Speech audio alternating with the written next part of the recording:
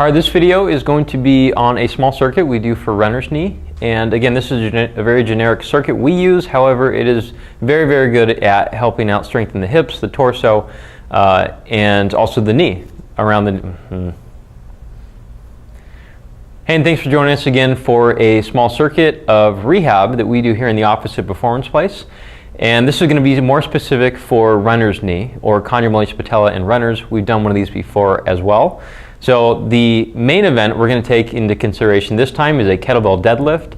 Then we're going to go into a box squat, a supine flutter kick, and then a V-sit. So usually the way we formulate these is we have one major event, which is the one we have to pay a lot of attention to, in this case a deadlift, and we're going to use a kettlebell.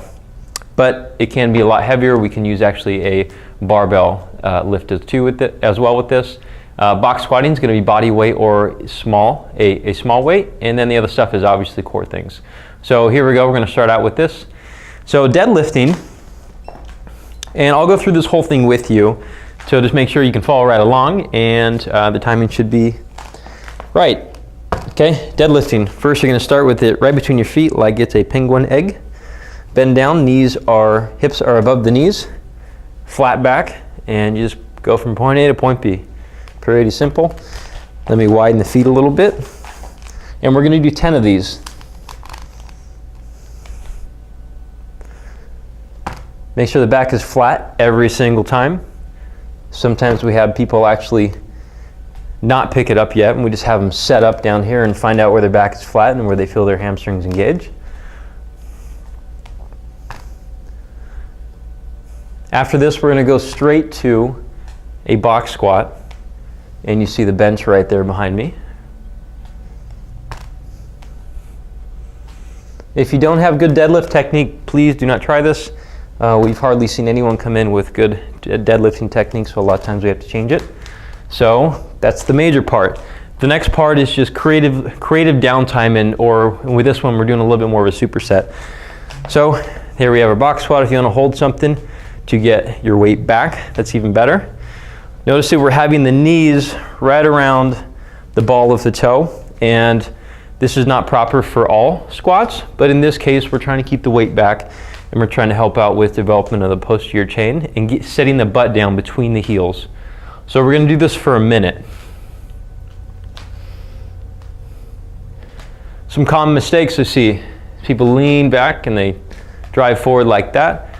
We want to keep a constant spine angle.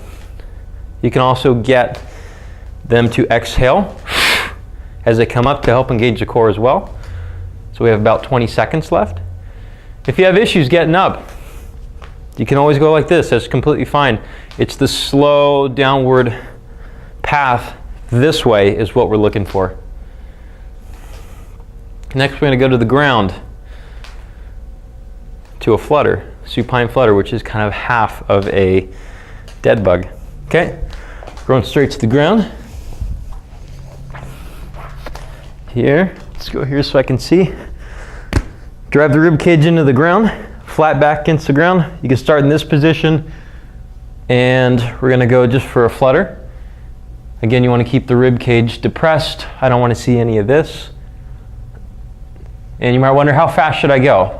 Well, it's really dependent upon if you can keep control of the trunk or not. It doesn't matter how fast.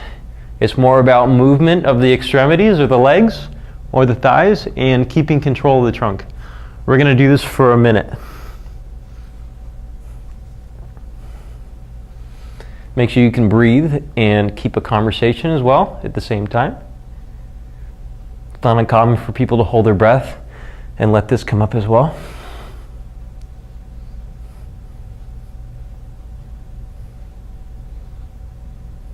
Okay. Next we're going to do a V-sit. You can do this in a couple different ways. You can hold it, creating a whole full V. You can go from the elbows, creating the V, or you can just haul out and hold it. I can't do that part. So what I like to do is I like to go in this position, and notice this is the same muscle group we just did, except we get a little bit more assistance. And we're going to hold it for a minute or take breaks in between if you need. There's no problem with taking breaks every 10 seconds or so, just to be able to get your form correct. we're looking for limiting the amount of flexion during this one. Make sure you're breathing again, press through, big tall chest, straight spine. And we have 5 seconds to go. And then we're done with this circuit. Good. So now this is, again, the formula for a rough rehab circuit we do for certain cases of runner's knee. However, you might say, well, that's only one time we went through and it's a really short amount of time. Well, we have people do circuits. Like I said, we have them do it 3-4 times or so. We change their rep ranges, we change how much weight they use, and so on. If you have more questions or comments about this one, feel free to put it below the video. And you can also check out our courses as well. They're available at the link below. We do have some free ones as well as some ones for sale. And the ones for sale hopefully should be way better than anything you've ever seen. So enjoy and talk to you soon.